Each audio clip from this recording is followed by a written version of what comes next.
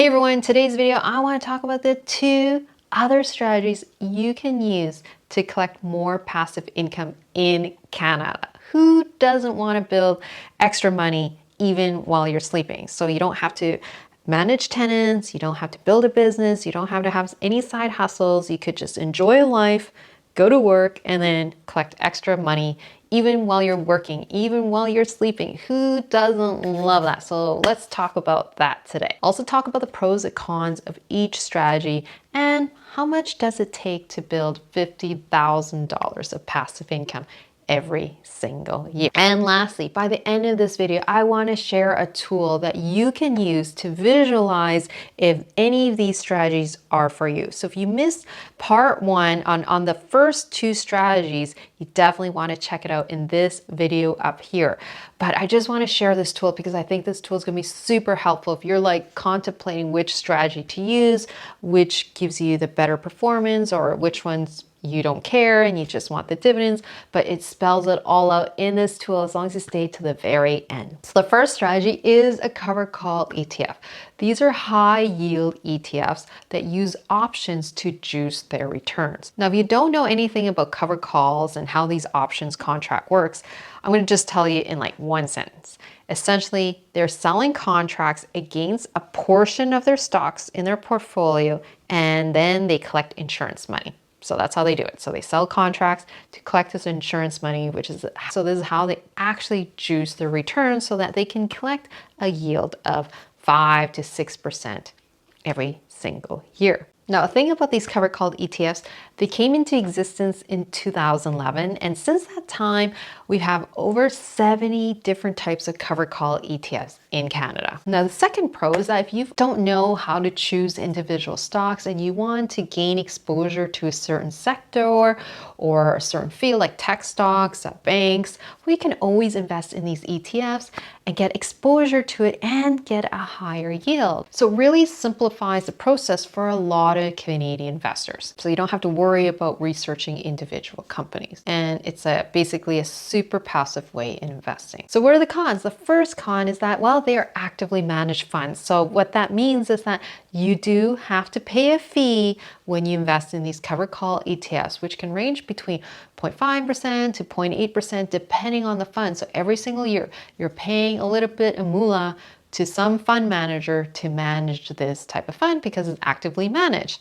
The second con, which I think is a pretty big con, especially if you're looking to maximize your returns, is that unfortunately with a covered call ETF, you're giving up a ton of upside. So if you compare a company like TD Bank versus the performance of WPUB, which is the top 5 banks in Canada, and you compare the performance, the amount of dividends or distributions that you get, well, you're giving up a ton of upside investing in a covered call ETF just so that you get this hassle-free investment approach. So I would say if you're looking to really maximize your portfolio, juice your returns, maximize your returns, total returns, then this may be something that you really want to investigate before actually putting your money in.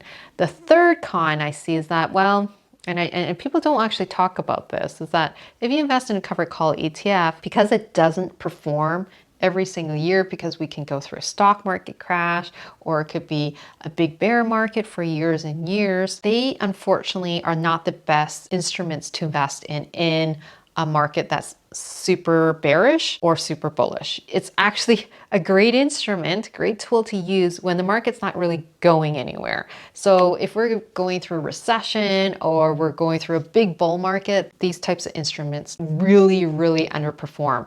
And if you decide to sell your covered call ETF, you may actually not get all your money back, even though you get the distributions every single year, like the dividends, but unfortunately, you may not get your principal back because sometimes these assets don't perform, and what they do is they actually start eating into the principal money and return it back to their shareholders. So ZWB, depending on when you bought it, you could potentially actually lose some of your principal over a 5-year span.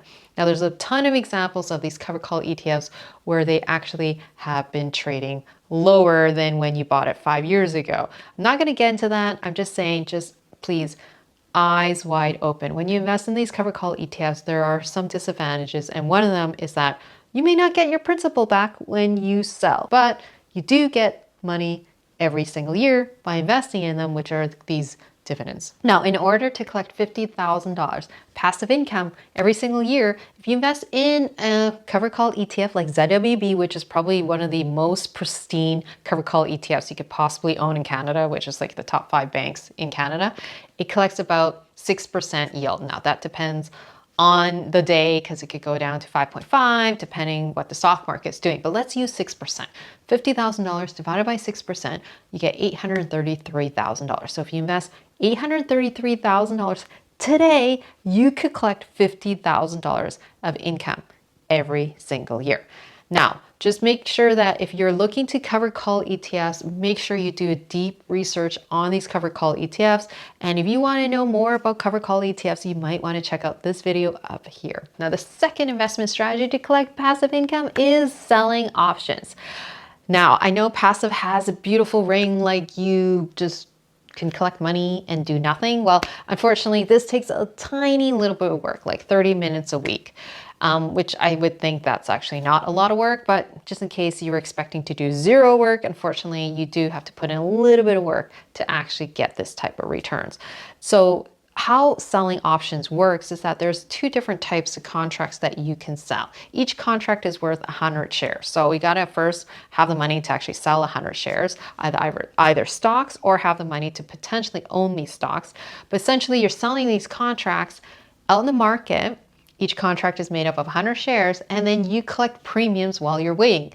These strategies are either a stock replacement strategy where you could sell put contracts and essentially own stocks at massive discounts like the Teslas of the world. You could do this even with TD Bank, you could do this Apple. So basically you could buy stocks at 20-30% discount, wait, and collect insurance money while you're waiting. This is what Warren Buffett does in his Berkshire Hathaway portfolio. So the other way to sell options is selling covered calls, which is essentially you need to own 100 shares of a stock like Apple or TD Bank or TELUS. And if you own 100 shares, well, great, you can actually sell a contract in your TFSA and basically say, hey, if it goes up by 20% in the next month, you're willing to let go of your 100 shares. And if you're willing to do that, well, you can actually collect money while waiting. So someone's actually going to give you premiums, which is insurance money, to sell these contracts out in the market. So you can see if you're willing to put in like 30 minutes of work every single week, you could collect passive income every single month selling these option contracts. So let's get into the pros and cons of selling these option contracts. Well, the first pro is that it doesn't take a lot of time. You just spend about 30 minutes a week studying these companies and then decide what prices you want to sell it at or buy the stocks at, which is a way to actually own even more stocks at a massive discount, and then just collect insurance money. So the second pro is that you can use this to hedge your portfolio. So if your portfolio is made up of a bunch of tech stocks, and of course tech stocks kind of got killed in the last few months, so the Apples and the Teslas and the Microsofts of the world are getting hit, well, you could actually sell these contracts to juice the returns in your portfolio. So even though those stocks are going down, there's another way to collect income against your stocks. And so when you think about it, if you're hedging your portfolio that way, you could actually juice your returns. But let's talk about the cons. So the first con is that there is a steep learning curve. Not only do you need to first learn to how to buy stocks and learn to evaluate stocks and understand what's the true value of a company, then in order to learn options, there's this whole entire suite of terminology, financial jargon that's like, it's super confusing. It took me a while to get it.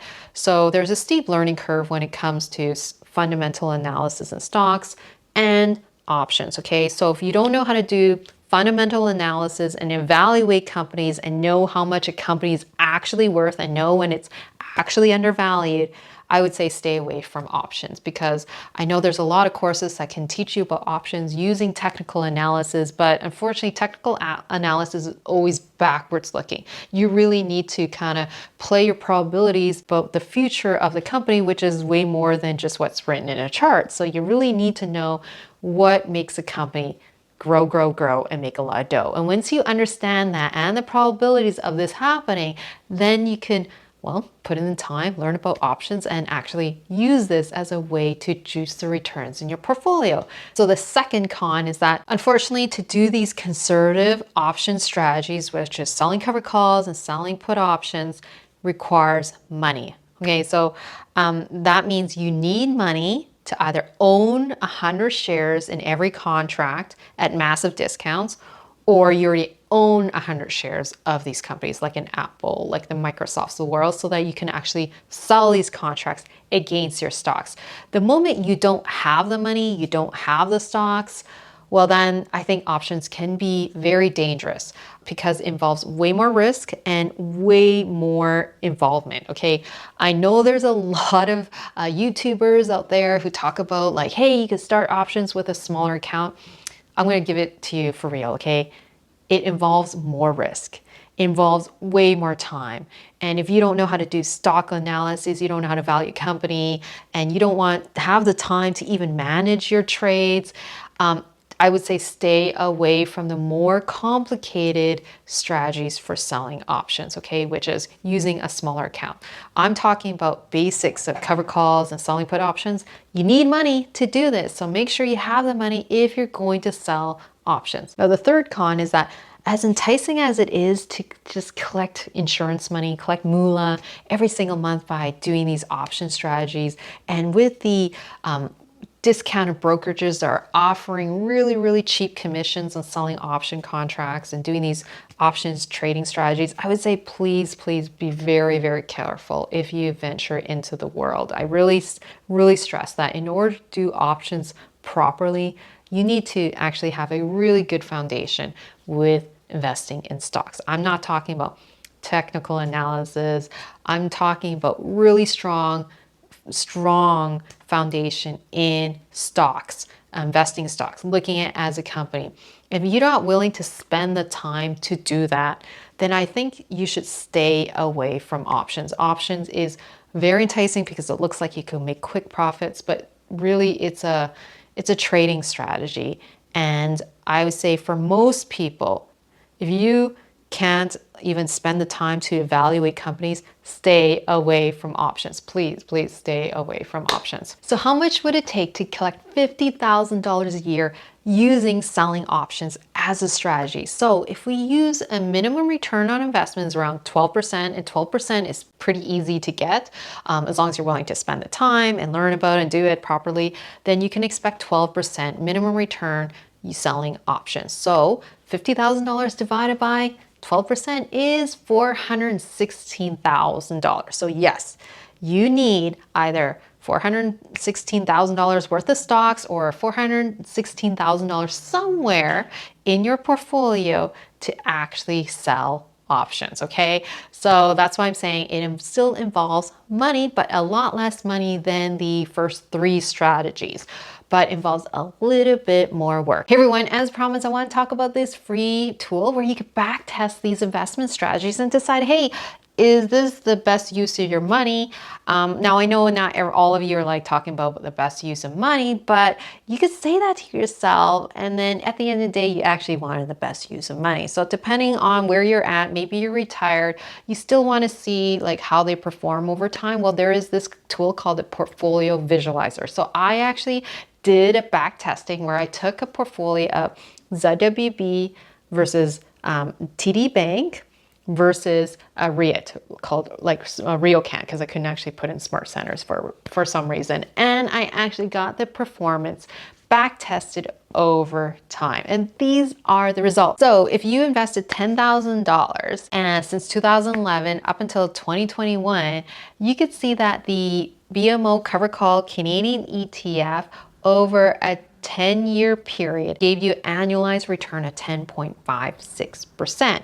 But if you invest in TD Bank in that same period, you would have gotten 14% of annualized returns in that 10-year period. If you invested in RioCan, well, your returns would have dropped to 4.33% over a 10-year period. Now, of course, just because they've performed that way in the past doesn't always mean that they're going to actually perform the same way in the future, but this is a cool way, at least you know what you're getting into by investing in each of these types of instruments. So you can play around with them. I'm going to share my example up here. You play around with them. You can use different initial balance. You could use 100K, 200K, and even shows you the best year versus the worst year. So not only could you say, okay, what's my total compounded return, but you could say, well, what was the worst year? What was the worst drawdown year you can expect by investing in each of these different types of investment tools. Also, you can also look at the volatility, like how strong is the relationship between that instrument versus the rest of the stock. Hey everyone, I hope you found this video super helpful. I had a lot of fun building out this two-part video. So if you missed part one of the first two strategies to build $50,000 of passive income every single year, you gotta, well, make sure you watch that video up here. Anyways, all I ask of you is give me a thumbs up if you enjoyed this video. I'll see you in the next videos. Bye.